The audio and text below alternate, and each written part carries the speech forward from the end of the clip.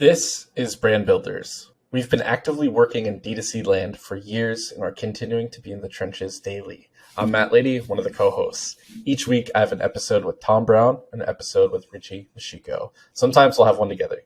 We are here to share our unfiltered, candid, casual perspectives, insights, lessons, experiences on building a D2C brand. We text about this stuff all the time and are super nerds about all things e-commerce, and we just want to share this with you and hope you get something from it. Enjoy the show. Okay, so Tom, you tweeted out the other day that automatic discount codes in Shopify can be combined. What does that mean? Is it a big deal? Why should we care? I mean, for me, it's a big deal. I think for most folks on Shopify, it's a big deal. It's something, I'll be honest, I've been looking for and trying to figure out for years. And then Shopify announced this, I want to say almost like 6 to 12 months ago, that this was coming, that they were releasing like this new using engine that would replace, in some ways, like replace scripts on Shopify Plus. If like you wouldn't need a developer to actually figure out these discounts, like you can just now stack automatic discounts on top of each other. And they can be combined with like a standard discount code. So like that's one part of it for Shopify Plus merchants. Like I think that's huge. On the flip side, like for regular merchants, which I am, I'm no longer on Plus, which is a whole different conversation. But basically, there's things like the examples that kind of came to my mind, and it's the reason I keep kind of checking for it. We do a lot of like product bundling. So it'd be like a single pack, 3-pack, 5-pack. So for those, like basically all we've done on the back end is like create variants. So there's a single, a 3, and a 5, and like those are individual variants. It's not like you're adding 3 of a product or 5 of an individual SKU to the cart, which makes some sense. And it's kind of the way like we've managed to work around, because we can offer like those bundles and then you can stack a discount code on the top of it as you go through checkout. Hopefully I haven't lost you at that point. This kind of enables us to say like, if someone's got 2 single SKUs, in the cart, we can then incentivize them to like go up to the third one instead of like having to change that whole variant. So we don't have to go from like, okay, you need to remove the single and now add the 3-pack. We can say like, just add one more. And then if you're there, like, okay, we're going to give you a bigger discount if you go up to the 5-pack. And then we can do like, we can stack something else on top. So we can say, all right, you're already spending £80. If you spend 100, we're going to throw in another free product. And by the way, when you get to checkout, now if you want, like you've opted into the email list or the SMS list, we can stack a discount code on top of that. So it's really like, for me, it's about just driving that average order value up in just a simple way. I mean, there's simple things you can do, hopefully now going forward, of like free gift with purchase, which I think, again, going into Black Friday, for those that are just trying to keep this simple, of like, stacking these again. So let's say £50, you get 1 free gift, £150, like there's now 2 free gifts, £200, like it unlocks something else. And you actually brought up the example, and I'll probably talk through this in a second, but I think, and I need to play with it a little bit more, I think this and then is going to enable us to basically do like membership offers too. So if somebody is, let's say, almost like a Prime member on our website, every time they come back to the site, we can just say, like, through this automatic discount, like give this person that's tagged with XYZ free shipping forever on every order over like £50. Like there's just always going to be a thing. And say still they can use like promotional discounts that are coming through email flows and everything else. Like they really can now start to stack this up, which I'd say for me, I'm damn excited about it. It's just a lot of room to play. It's a lot of things that we can do kind of going into Black Friday to test and see which different offers work, and much further beyond. It's cool. Okay. Yeah. Okay. No, that's neat. Yeah. That's a lot, but it's good because I think you play around with your brands and stores and like you're in the weeds a little bit more than me. So that's a good perspective. And what I'd mentioned, replied to you on that tweet, was like membership programs, like you said. And so I've been like looking for these like membership program apps, and some of them are like cheap or they're super expensive and take like 10% of my revenue from memberships generated. And they can't, there's no membership tiers. It's just like they only have 1 tier. So there's no like standard membership and then a VIP membership. I'm trying to think of ways for future projects, and that will be talked about later on this show of, hey, like, I'm paying you to be a member, like VIP member of your brand. And I'm paying you $10 a month because I'm going to end up buying $100, $150, $200 of product a month. I want a discount on that, or I want free shipping. I want my free shipping tier lowered.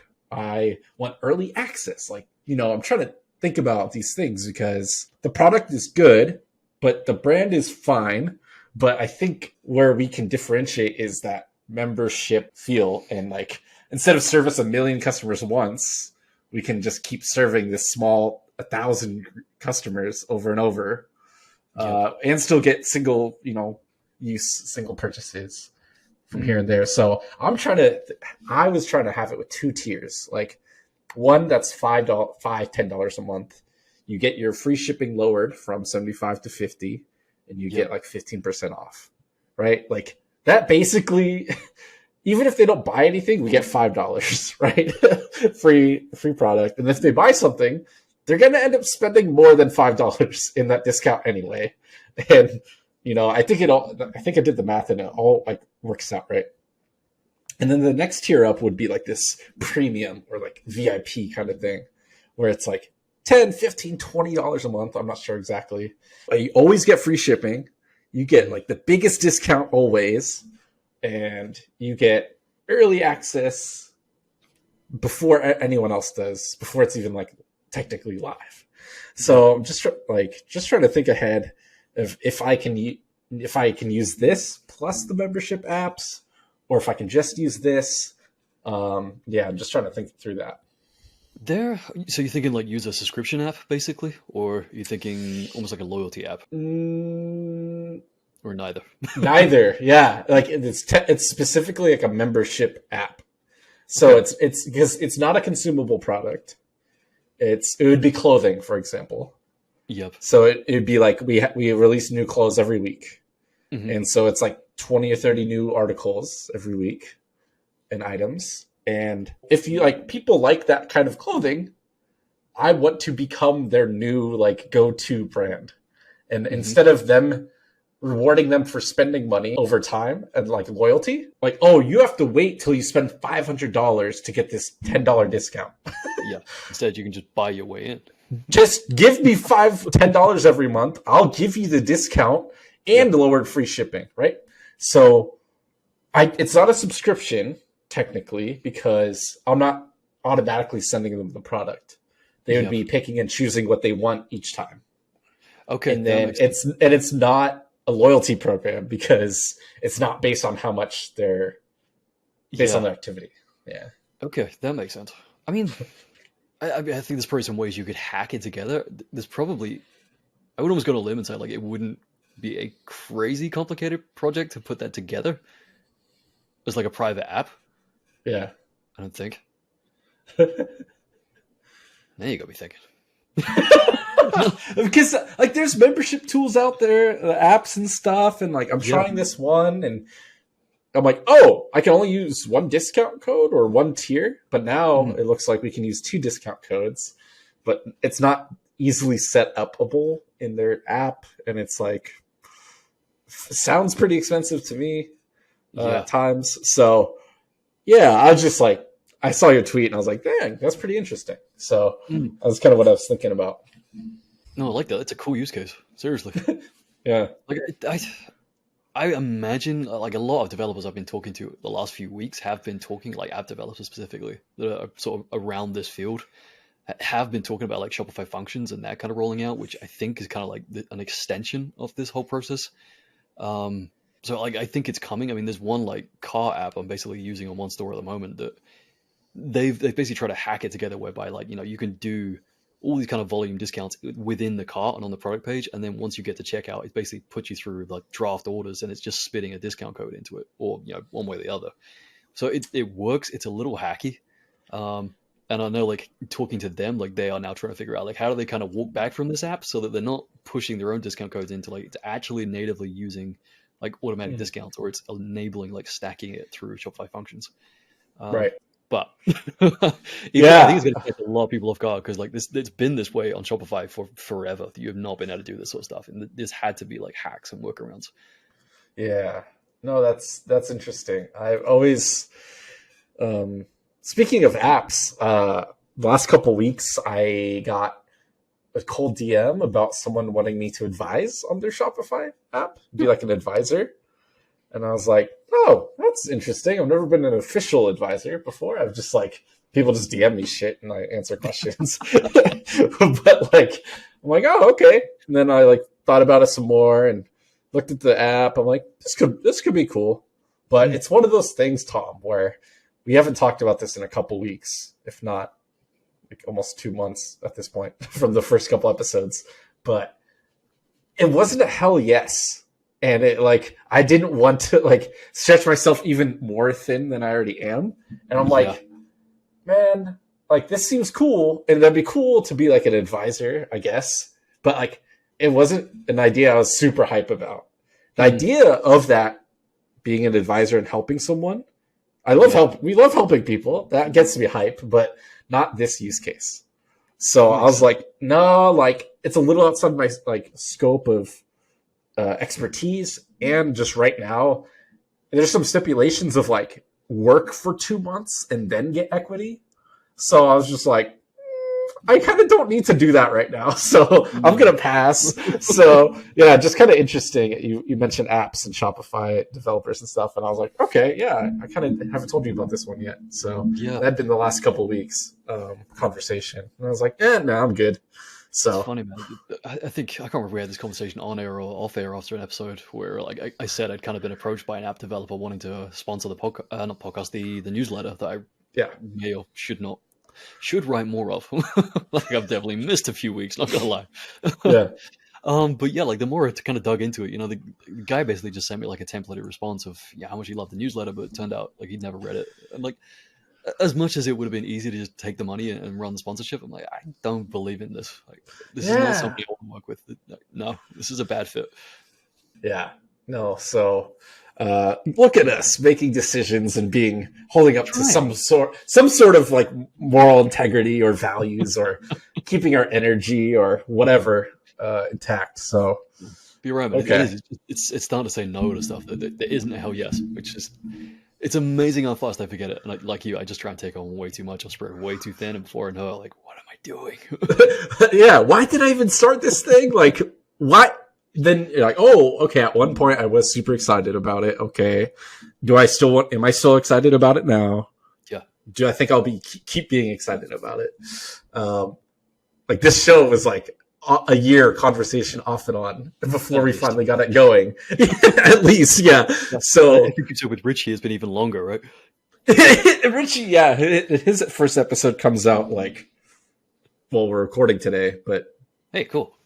Yeah, but no. Like we recorded last week, it comes out today. We're recording our episode today. This one comes out later in the week, so his should be out like by now if you're listening to this one. We had been talking about it for like at least 2 years minimum. 2 years, and we've done like 3 or 4 like first episodes in different takes at different times, and like just never stuck with it, never like whatever. So I'm like, dude, I'm already doing this with Tom. It's basically the same like show and format. Like, let's just compound it together, and then we can like have a group episode every once in a while, and then we can teaser. Since we have so many loyal listeners, me, Tom, and Richie are rolling out at some point a full brand business audit kind of service. AUDIT. Not ODDIT, audit. Well, I do love audit. We do love audit. They should still sponsor the show. And then, so that'll be interesting. It'll be like a gut check audit, which is like a short version, like basically catch red flags. And then, okay, keep doing this. Like this is working well for you. Keep doing this and catch red flags. The deeper dive audit is like, we take almost a month. We go into every part in every section of your business. We categorize green, yellow, red flags. These are the levers you should pull. Here are the little buttons you should press to optimize the big lever, so we'll go like a little more in depth there. And then there might be, or may not be, an advisory sort of group consulting call, and then kind of ongoing support for certain brands. So that's why Richie's starting this show, Brand Builders, and we're just going to combine it and compound efforts. So we have 2 episodes a week instead of my like 8th podcast that I have to like worry about and try to grow all these at the same time. So it all just makes sense. So yeah, it does. Yeah, there's that. Okay, so moving on. Yeah, man. I mean, I'm kind of curious. I mean, I haven't got too much I can talk to like on the Hutch side of things. Like we are still kind of a work in progress. New website should, I'm hoping, go live tonight. So actually, by the time this airs, the new site may be live. So if you're listening, go to tryhutch.co.uk. Like complete bias. Like I want you to go check this thing out and just tear it down for me and tell me what you love and tell me what you absolutely hate. It still needs work, but it is 10 times better than where it was. So hopefully by the time this is live, it's up. But on the flip side, what is going on with Stumptown? You're what, 2 weeks in? Yeah, officially 2 weeks, more like 3, because I worked a few days on the first week before that Friday. But September 16th to the 30th, so first 2 weeks done. Within that time, whether it was my doing or not, I can't really attribute it directly. I need a tool for that, apparently, my inputs onto the brand. But since I started, the first half of September was like a 4.8 MER. Okay.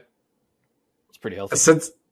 Pretty healthy, but after I came on, it was 8.76. Jesus, man. So I didn't do much. I cut the bad spend, and we let the good spend go more. So we didn't really scale up. We just cut back on the waste. So more profitable, less spend. Any drop in revenue? No, we had our highest revenue month since January of this year. Jesus. In 2 single days, almost consecutively beat each other. It was like a Saturday and a Monday or something, or Friday and a Sunday. Like 2 highest revenue days all year. No sale, no, didn't change anything else. Like cutting back. Yeah, just people want a mattress. I don't know. Like, okay, cool. So, I mean, when you say like you cut back on, you trimmed like bad spend, is there anything that you can kind of talk to there of like what you were looking at and what was kind of like a runaway that really should not have been getting budget? And obviously say as much or as little as you can. Yeah. So I wish it was more complicated and more expertise and guru-y and like this 5-step bad spend cutting system. I'm a novice at Google Ads. I looked at the keywords. Oh, this one spent $1,000 in the last 60 days. It's got 0 purchases. It's not a brand keyword in the brand campaign. Let me turn that off. It was that simple for it on the Google side. So like that was part of it. Because our spend is not that high. Like we've been between 5 and 15K a month. Okay, so 1,000 could be at 20% or it could be 10%, right? So and not only is it wasting it, it's taking the spend away from the other ones that are actually 5, 6, 7, 8x returns. So it's both. So I think that's kind of it was a small button push. Literally I just said off. And then it helped a lot. So that was cool. I haven't changed anything on Facebook too much yet. Kind of just like trying to get a handle on things and kind of just observing. I'm doing like a daily scorecard where I kind of track metrics each day and kind of just see, okay, this is what happened. This is the spend. How does that translate to like revenue per session? I've been trying to like track that because we only get like 150 to 250 website visitors a day. Mm-hmm. And we make a few $1,000s a day. Yeah, that's kind of thing. Like you get in that industry, like you don't need thousands of visitors to do damage. No. So it's just, I can't wait. We picked a website partner and we went with the one of the templated agencies. And so we talked about that last week, but solidified, done deal, project kickoff call last week. Went very well. Good energy. Copywriter sat in on it with their project manager guy. Mm-hmm. So. And that was, you said, using a template, like, and then just customizing off the top of that? That's right. And so this is the one where one of their clients dropped out of October. So we might get it done by November 1st. And so that's like literally less than 4 weeks at this point. So I'm like, that's super fast. Like that seems too fast. But at the same time, I'm like, is it that hard? If like they don't have anything else to do, like, Yeah. if it's their main focus for the month, then, so be it. Very cool. So that's Are you cool. targeting like using it before Black Friday, or are you thinking like sit on it until afterwards? So Are you torn? for me, yeah, it's a great question. And I think for many other brands or any if I had clients right now, I'd recommend not trying to do that beforehand. Yeah. But knowing my situation, I know the numbers. I know what it looks like. I know we're not capturing and sending any emails. And like, I know the mobile conversion rate's very low and the desktop version is very high, for all things considered. Yep. Our AOV is continuing to go up with the latest product that came out in the last 30 days. That Peak mattress, it's the highest price point. It's the newest one. That has been the most sold online. Nice. And is that like, has there been any kind of promotional push with that, even if it's like Facebook ads retargeting like past purchases or nothing? Nope, nothing, dude. So our AOV's only going up. Q4 now is officially here. We're set to initially, we had estimated 2 new products to release. Mm-hmm. Sheets and an RV size, I think. So I don't know, RV/van size. So I don't know if that's this month or next month or December. So my Google Ads freelancer Twitter Avenger friend is starting this month. So he can actually take over and make bigger changes and restructure the account versus me just killing a keyword. So that's going to dude, these are all amazing things that just are happening, and we've been talking about it, but it just takes time. Yeah, it does. Yeah, which is so hard for me to wrap my brain around because the last 7 years I've been just for lack of better term, on edge with all of my client work in past agencies. And when I was an employee at agencies, there was, doing the work, helping with new projects, getting new clients. There was the admin side of things. There's weekly meetings and boss and employee stuff. I don't have that anymore.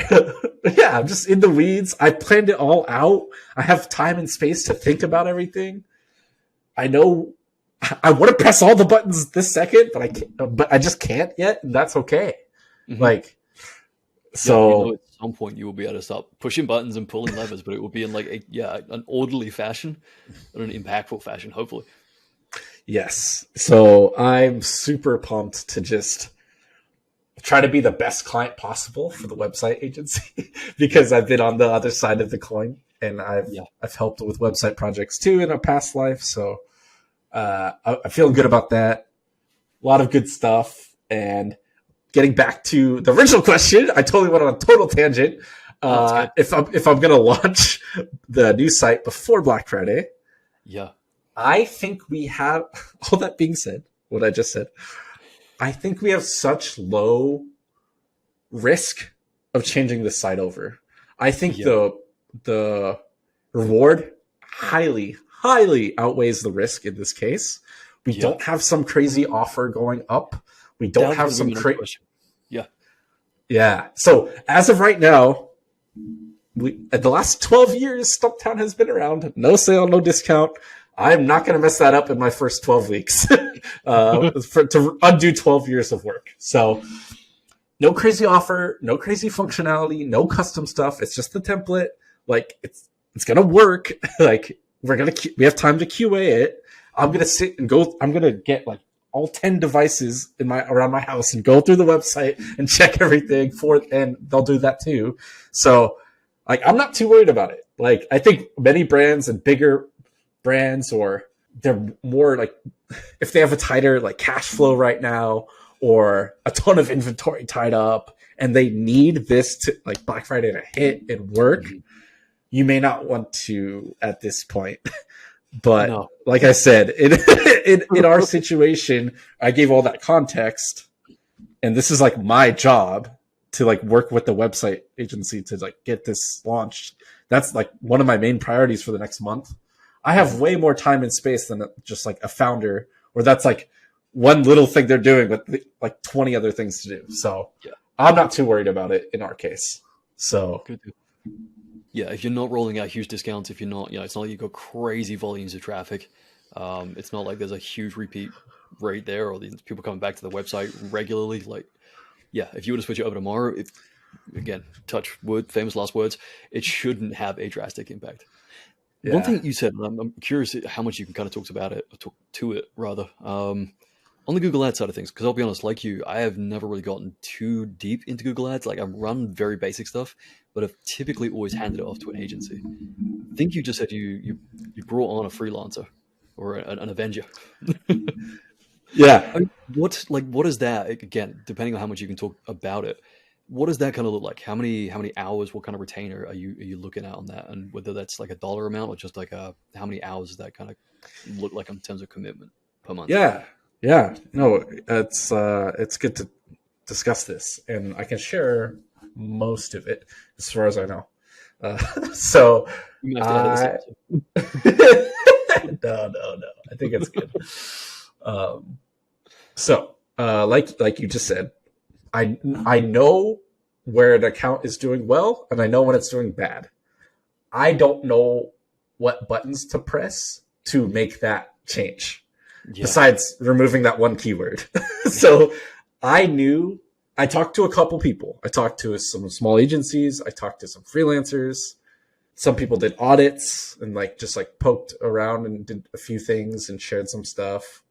And they all kind of confirmed what I was thinking. Mm-hmm. Where this is being mismanaged horribly. You have a lot of opportunity, even for a small brand like Stumptown. So I'm like, cool. I got like 5 different like inputs from other people to like kind of like help confirm what I was thinking. Yep. And then I have known this freelancer for years at this point, and he is a big fan of the Civitas shirts from 2 years ago, my little graphic t-shirt brand. And so he was a customer from then, and we've just kind of talked on and off since then. And his pricing is by ad spend amounts. So it is less than the old agency we were paying for Facebook and Google, and they were like lighting our money on fire. So that's one pro. Second pro is that even when the spend gets much higher into the tens of thousands of dollars a month, his fee is not linearly scaling with it. Okay. It's a decent amount to start, but it's very little incremental Makes sense. adding up. So I'm like, cool. I'm trying to balance making the right call now and for the next 12 months, which is really hard for me to think about because I've always been, hey, clients, what are we doing today in the next 7 days? And that's it. So I'm trying to have this long-term thinking. So it's initially account restructure, make sure everything's connected properly with like Google Merchant Center, analytics, and shopping feed, and actually having branded campaigns versus and non-brand campaigns, so we know where the money's going and what's happening. And so I think it'll just be like extremely like how little we're spending. It's a huge lever, and for now and in the next 12 months, as I ramp up traffic on Facebook and getting actual ad creative in the account, and not like I'm not a designer, but I could do better than that. And so just different stuff like that and Shopify and email, blah blah blah. Yeah. A quick reminder from our sponsor, ShareID. Find your next lifetime customers by providing verified discount codes based on occupation or life stage. Speak directly to veterans, students, teachers, first responders, and continue to tailor your messaging to them in the future with post-purchase emails and text messages. Make them feel seen with your brand by using ShareID to seamlessly verify their email in seconds during the purchase process. Go to shareid.com/Shopify and start your free trial today. So that's a little bit more about it. And so I trust him. I know we can talk once every 2 weeks, check in real quick. He'll tell it to me straight. and then not try to BS me with anything. And then like, cool, go do that. What do you need from me? And then like, I don't have to have worrying about this agency of like, are they doing what they said they'd do? Like, what's going on? Like his proposal, he did like a mini audit, but mostly in the proposal, he kind of laid out the first like 30, 60, 90 days. Like, this is what I'm doing in the first 30 days. I'm doing this, and this. After the month one, we'll focus on this, and this. And so, and he was one of the only ones to ask me about like actual profitability and goals and numbers. And so, yeah. So I'm like, well, that's a good sign because, yeah. Somebody who actually understands that you need to make money and set KPIs and yeah. So he's going to help me on that side of the business to capture the demand from that exists in the world, and then also from when we drive traffic on Facebook and Instagram. So very cool, man. It's I'm making like one decision to not make 10 other ones later. It's like, cool, I trust him. He's got it. It's a fair amount to start with, and it's even more fair for us later on as we scale. And he told me that his fees and rates, like I didn't haggle him. I didn't like break him down because he's my buddy or like anything like that.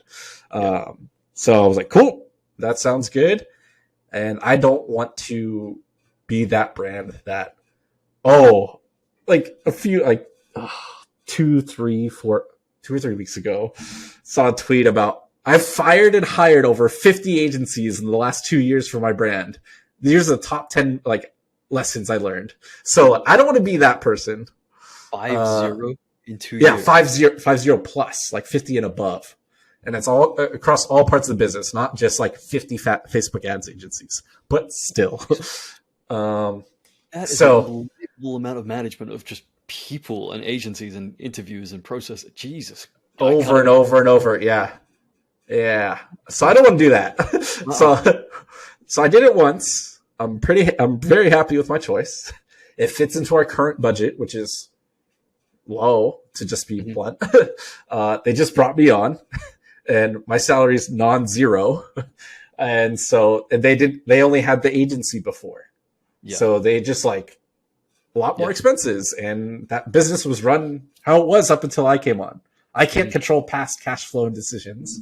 I can do what I can now moving forward. So like, cool, I got my Google guy for the next like 12 months, hopefully, if not longer.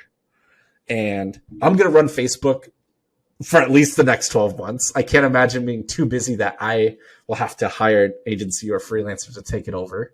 I feel like at the spend levels we're at with the non-complexity of SKUs as of right now, all this stuff, like I think I'll be able to media buy and manage, these other pieces of the puzzle. So long-winded answer to your very short question. I think that's helpful, truly. Yeah, man. Happy. Like I just tried to like explain how I was thinking about it and why I made that choice. And what's so hard for me now is like, cool, I got time. Like it's gonna take a month until the website, launches. Yeah, I want to start on TikTok. I want to do SEO. I want to like do all this stuff, and I'm just like, dude, like you don't have an unlimited budget. You're on week 3. And you can't even get the most out of these things because the website's still not live yet. So I've just been using some of my time to plan ahead and try to like put these budget estimates together of like, cool. And it's really hard. I'm like, here's my dream team of people, freelancers, agencies, whatever.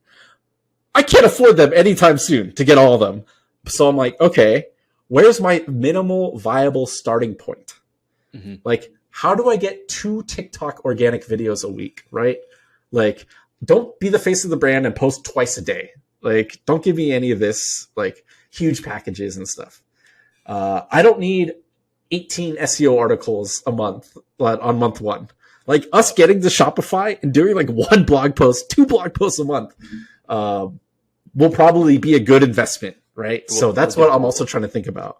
Yeah. Yeah. So short term and long term, and it's retraining my brain and my decision making to think longer term rather than, oh, like how can I manage this client's expectations and results in the short term and control this just single piece of the puzzle. Now I have access to all the levers and all the buttons. And so there's just only so many I can press at a time. And but I think we're like, as much as I want to just move on to this next thing and just get moving, I pulled a lot of levers already in 2 weeks. Like I've done a lot of stuff. Yeah. So And impactful stuff. I mean, as much as it may have been just, diving into, let's say, Google ads and just killing off that like one campaign that was spending unnecessarily and going from, I think you said like a 4.5 to like an 8x MER. I mean, like, as much as time wise, like, it doesn't seem like a lot, like, it's impactful. Like, that's drastically impactful. dude, it was like 5-10 minutes. I was like, Yeah. oh, I'm like, cool. I went by campaign. I'm like, cool. Okay, let's click into the ad sets. Okay, let's look at the ads. Okay, keywords. Okay. Yeah. Oh, and like sort highest to lowest spend. Okay, this one's doing pretty good. Oh, that one has 0 next to it. Okay, that's the last 7 days. Let's look back. Last 30. Oh, still 0. Last 60. Still 0. I'm like, last 90? Still 0. And I'm like, okay, this is not a one-off, like, bad day or week. No. This is just inappropriate. This is ridiculous. Almost fraudulent activity by the other agency to have that there and not catch it or mention it. And then... It's kind of a conversation I've had with like a lot of freelancers over the years and consultants over the years, where they don't kind of see their own value. Like, you being able to do that and dive into the account, like not to, blow smoke up, but like it takes a level of understanding, and it just takes curiosity as much as anything, and just time to actually sit down, go through the account, filter it, like you said, go back over past data, and then just review it. Be like, okay, this is costing us a goddamn fortune. How has no one else noticed this? As much as you think it's obvious, it's not. No. You're in the weeds running your own business, and like this is just one component of it. To have someone come in and say, like, you need to fix this. I do? Yeah. And like today, now, like, and I look, button click, off. Now it's fixed. Like, oh my gosh, it's so great to have. Yeah. It's so, I don't know what the right word is. It's like, but it's so fundamental or obvious to me or you or people like us, because that's what we've specialized in and been like doing day in and day out for years now. But for an agency that just throws themselves together and outsources everything and hires the cold email people to bring in new clients to last for 2 or 3 months and they churn, which is kind of seemed what happened here with the agency I let go. And I really wanted to I wanted it to be good. I came in with like no bias or like no, oh, these people suck, I'm gonna fire them, I can do better. I was just genuinely like sitting there on the call. I didn't say a word, and they shared like absolutely just backwards things. So like, oh, Google's doing worse, so we're gonna spend more money on Facebook, but Google's still doing good. And I'm just like, those two statements cannot be correct. Mm-hmm. So it was just like 5, 6, 7 of those, and then me looking at each account, and I was like, okay, that's enough. Like that's their management fee, like that for this. So I'm like, no, I got us. So long story short, what I am doing is high leverage, and I may not be working 8 to 10 hours a day every single day, but I'm trying to come around on that. Doesn't mean I'm being productive and driving the business forward. No, it doesn't. No, so that's so hard, and I don't think I'm alone in that. No, you're not. Honestly, it's something I've struggled with in the past. It's something I'm kind of struggling to get to grips with even right now with Hutch. Of like, it's It's a fairly flexible work culture, I would say, and I don't know. They may listen to this and tell me otherwise, so I'll prepare to be reprimanded. But no, in all seriousness, like it's everybody is more interested in like the impact. You know, we're looking at it on the basis of like, okay, how many clients do we need to get? What does that look like in terms of like, what does the funnel look like? And it's not we're not looking at it as like hours in. It's just Yeah. how many leads, how many of them actually get on a demo, how many of those then convert. Yeah, it's a very simple process, but it doesn't. That could take 2 hours to get all the clients we need. It could take 200 hours. No one really cares which, like, we all just want the result. So it's like Yeah. whatever gets the result. It doesn't mean I need to spend like 8 until 8 every single day working on this. It's like, okay, maybe I'll do 8 until 11. Like, we'll go off, we'll do something else, figure it out. Like, as long as there are clients and leads coming in every day and like it's moving closer to our goals, I think everybody's well and happy. Yep. Yep. Yeah. It's one of those things where we both have run our own businesses and brands and had clients and stuff in the past. Um, and it's like, we know what we know and like what we think is correct.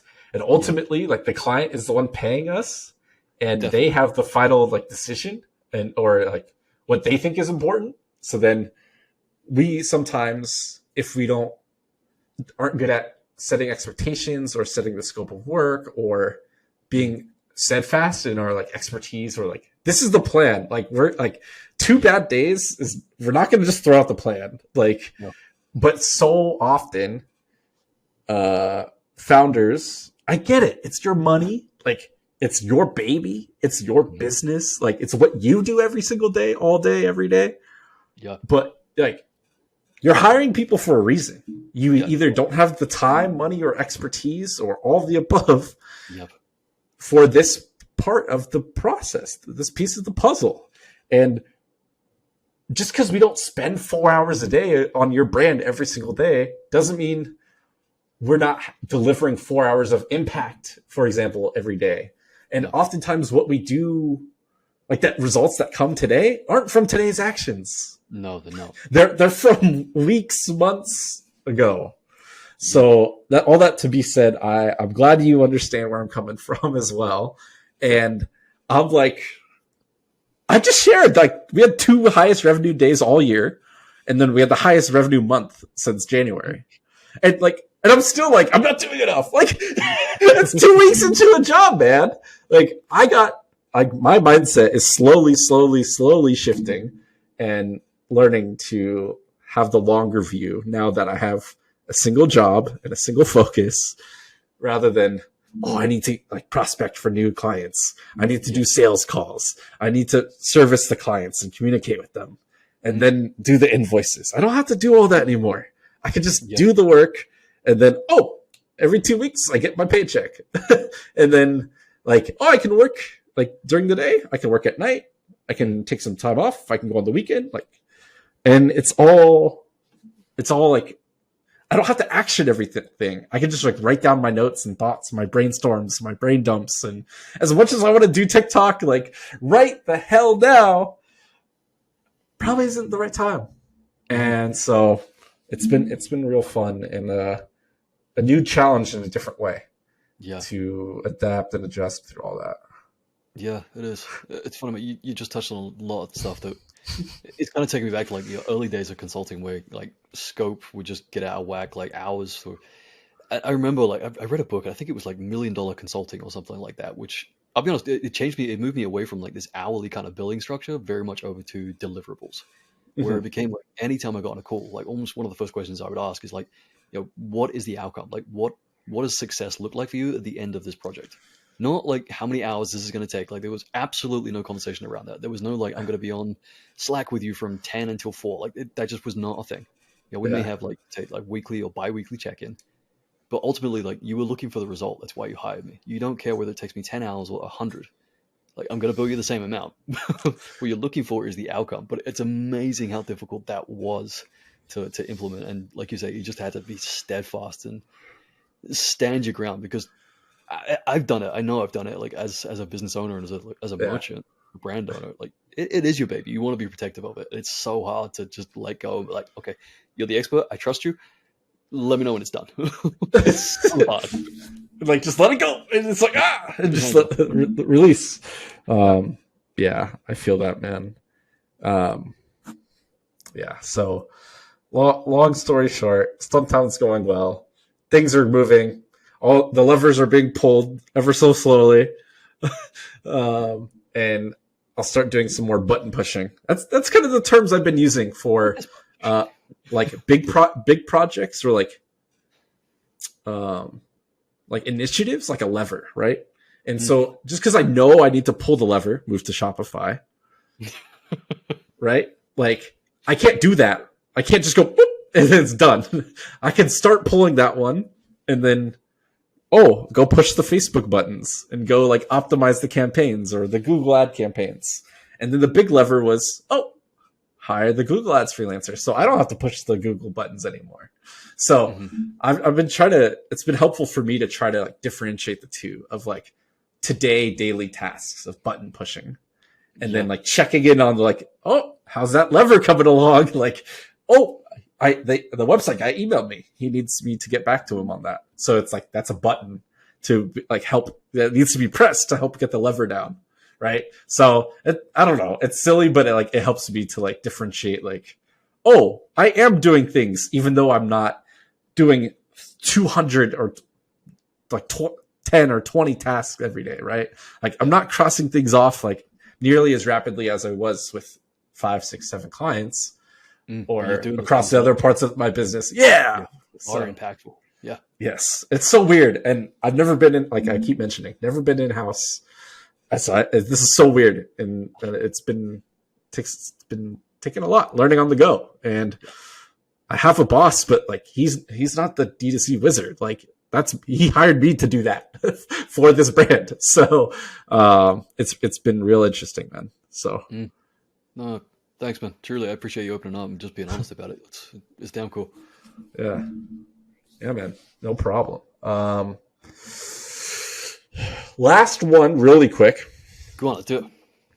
Is I got demos from Northbeam and Triple Whale. Twitter's gonna attack me. So they are similar but different, and there are use cases for both. And they're also ultimately, I'm starting with Triple Whale as soon as the Shopify site goes live. It is relatively cheaper than Northbeam, but that's not really the main thing. I'm just like listing the differences. There's more features and support across different things and not just paid media. So it'll have the different dashboards, the influencer, the post-purchase stuff, like survey, like the creative cockpit. Like, so there's more to it than just data modeling. Northbeam for Triple Whale, correct. Yep, I'm with you. Northbeam, my understanding, is better if you have higher quantity of traffic, therefore revenue. And so the more quality inputs you give Northbeam's machine, the higher quality modeling and attribution and forecasting it'll give you. Okay. I've mentioned the website visitor numbers of 100 to 200, maybe 300 a day. That is not nearly enough to make the most of Northbeam. With Northbeam, that would make sense. So the easiest lever to pull is Triple Whale, and I get a cool little app on my phone. You do. It's a lovely little widget. It's beautiful. It's well designed. It's nice to be like, how's it going? Let me just check stuff out really quick. Yeah, it's dangerous. The day you will check that thing, but yeah. Hide it on like the last page. Oh, wait. So I should turn off all the alarms every 15 minutes? That's this. Check Triple Whale dashboard. Screenshot to Twitter. I should turn that off. I mean, unless you're writing a thread, in which case you have to do that. Okay. Good to know. But that's my very elementary understanding of these two platforms. Is Northbeam is only focused on being the best, like paid ad, like modeling, attribution, and forecasting tool. Okay. Triple Whale is almost trying to be very good or good enough in multiple different areas and be in this all-in-one app that you can kind of add on and like bundle up over time. Okay. So In yeah, terms of, yeah, I was just going to ask, in terms of like traffic volume to put through North Whale, did they kind of give you like a benchmark of like, okay, use Triple Whale maybe up till this point, and then like you're going to tell me like 100,000 visitors or something a month? Or... no. First, I'm just giving you crap because you said North Whale. Did I really? Good lord. Somebody's going to shoot me. You need so they did not give me North Beam. Yeah, I knew what you're saying. I just had to say it. Get some sleep, but so I don't think I ever got a specific number or point. I talked to a friend that is much more technical and smarter than me, and told me like, listen, he saw my tweet from the other week. Listen, I know you don't. I'm DMing you because I don't want to start another war on the timeline. Like he led off with that. He's like, look, tell me your numbers and I'll tell you which tools you use. I'm like, cool. So I shared that and I'm like, he's like, okay, use this later on. Consider that done. Like I made your choice for you. I'm like, cool. Thanks, man. Like that like super simplified it over like, oh man. So, and again, like I don't think either one of these is going to like make or break the brand or business. No. Like it's gotten to this point so far with neither. It's had zero email. The website is slow as molasses. It's all these things I keep talking about why I'm so excited to press all the buttons and pull all the levers. It might make my life easier. It might help me give a second glance at things. But as of this point in the business and life cycle of the brand, it's not going to be like, oh my God, this changed everything. No. Like it's already growing. It's already profitable. It's going to keep going and being profitable. And now they have someone to actually like do something each day with the brand. Before it's just like we hired an agency and they just kind of like did their thing with it. So as much a big deal as people make it, I think this is like a very, I hate to say generalize things like that, but for many brands, it's a small lever to pull of like the right platform to use of North Beam versus Triple Whale. But I guess like if you had no idea about UTMs or no idea about ad spend versus like your Shopify revenue and like using blended ROAS and these other things to track your paid ad performance, then yeah, like this is a big deal. It's like game changing and you have no other channels to keep getting sales, then yeah, I guess like I see it. I totally do. Yeah. So yeah, I get that. Definitely get that. So that's my little last update. Hopefully I don't have to talk about that for a while. And I didn't say either of them too many times, or else they like might show up at my house. No, I mean, I saw you on Twitter misspelling both of them intentionally. On purpose. That's all right. I clocked it. Yeah, no, and some people liked it and like messaged me and like laughed because they're just like, dude, I get it. Like, good job. Like, no, like it didn't get that much attention. I didn't want it to get like engagement war. Yeah, so that is good. So. I think that's it for this time. Me and Tom will catch you next week. In a couple days, you will catch me and Richie on our next episode. Please subscribe. If you're listening, make sure you're subscribed. Those little things help us a lot. Helps other people find it. Leave us a rating and review. Or if you don't want to do that, DM us. Let us know how you like it, what you don't like. If you have a question, you'll get a free 30 to 45 minutes of me and Tom rambling easily about your question, and we're happy to do it. No charge. So let us know what the hell's going on. Thanks for listening. Appreciate y'all, and we will catch you on the next one.